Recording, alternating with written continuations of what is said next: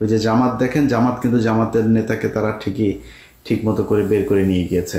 মির্জা ফখরুলকেও বলেছিল, জামাতের ওইখান থেকে যারা ছিল তাদের একজন বলল, ফখরুলকে বলেছিল যে ওই তাহের সাহেবের সাথে যাওয়ার জন্য। তাহের সাহেব যখন বের হয়েছে তো সব তাহের তাহের তাহের ভাই এভাবে সব স্লোগান দিচ্ছে। তো ফখরুলের ভাল লাগে নাই এটা, সে ওইখান থেকে বের হয়ে গেছে। সে মনে করেছে তার জন্য বিএনপির লোকজন ফুলের মালা টালা নিয়ে দাঁড়িয়ে আছে, তিনি আসবেন আর তিনাকে দিবেন।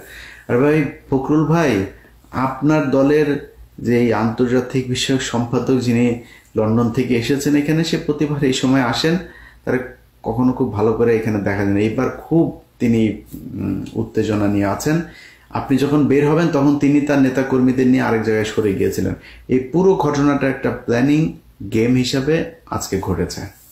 এর সাথে জড়িত পররাষ্ট্র মন্ত্রণালয়ের একজন কর্মকর্তা ডক্টর ইউনূসের সাথে এসছেন, হাসানাল জামান রাফি।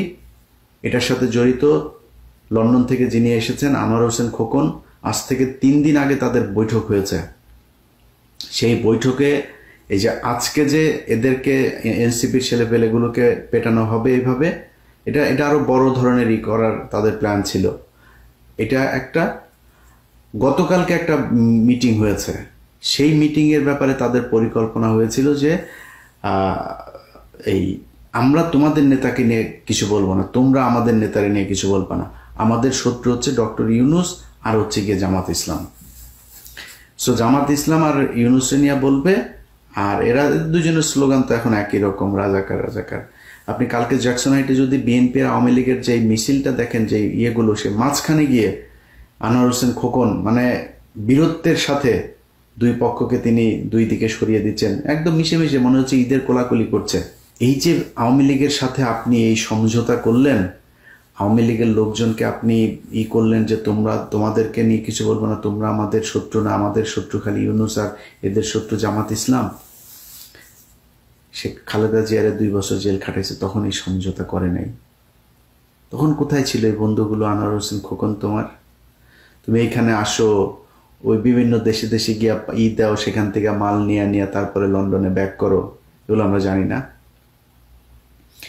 আজকে যখন কিনা আপনি দেখবেন এরা বের হয়েছে, মির্জা ফখরুলকে কিন্তু কেউ কিছু বলে নাই। সব ক্ষোভ ছিল হচ্ছে ওই দুইজনের উপর, আক্তার আর হচ্ছে গিয়ে যারা। পুরো এই বের হবে, কোন দিক দিয়ে বের হবে সব কিছু জানিয়ে দিয়েছে হচ্ছে এই হাসানাল রাফি, এই পররাষ্ট্র মন্ত্রণালয়ের যে কর্মকর্তা ডক্টর ইউনূসের বহরে এসেছেন তিনি। এটার সাথে এখানকার কূটনীতিক এই আপনার মিশনে যারা আছে, এখানকার দূতাবাসে যারা আছে, এদের মধ্যে অনেকে জড়িত। এখন পর্যন্ত আপনি কল্পনা করতে পারেন যে আওয়ামী লীগের এমপির ভাই, মামা, ভাগ্নে এখানে চাকরি করে? এটা বিশ্বাস হয় আপনার? এখানে চাকরি করে এখনো 80% এখন পর্যন্ত আওয়ামী লীগের লোকজন এখানকার দূতাবাসে চাকরি করছে। আপনি সরান নাই। এই যে পররাষ্ট্র উপদেষ্টা তৌহিদ, বদমাইশ একটা বদমাইশ, সবখানে সারা পৃথিবীতে সে আওয়ামী লীগের লোকজনের বসিয়ে রেখেছে। মাল নিচ্ছে, লোক দিচ্ছে, মাল নিচ্ছে, লোক দিচ্ছে, ইয়া দিয়ে তারপরে তৌহিদ এগুলো করছে। তো তৌহিদ মিয়া তারপরে এই সরকারের যারা যারা আছে, কারা কারা চুরি করছে, কি করছে, এটা এখন যদি বলতে যাই তাহলে ডক্টর ইউনূসও চুরি করছে। ডক্টর ইউনূসের একটা ভাই, ভাতিজা, এরা বিভিন্নভাবে বিভিন্ন ধরনের সুযোগ সুবিধা নিচ্ছে।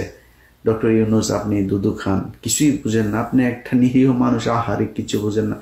এগুলো আমরা চিনি, এগুলোই সাদা চামড়ার যেগুলো আছে চোর, সাদা চামড়ার চোরেরা সারা দুনিয়ায় মানুষের সব ধন সম্পদ লুণ্ঠন করে এখন তারা আমাদের নীতি শিখায়, আমাদের ম্যানার্স শিখায় তারা। তা আপনি তো ওই চোরেদের কাছ থেকে ধিক্ষা নিয়েছেন, তো আপনি বুঝেন যে চুরি কেমনে ভদ্রভাবে। এই ধরনের চোরেদের কোনো নাই, মানে তার কোনো শত্রু হবে না। চুপচাপ কথা বলার ইয়েতে আপনি বুঝবেন, আপনার কথা বলে আপনাকে সেই করে, সে যা করার সেটা করবে। সব চুরি করছে ডক্টর ইউনূস সাহেব নিজে।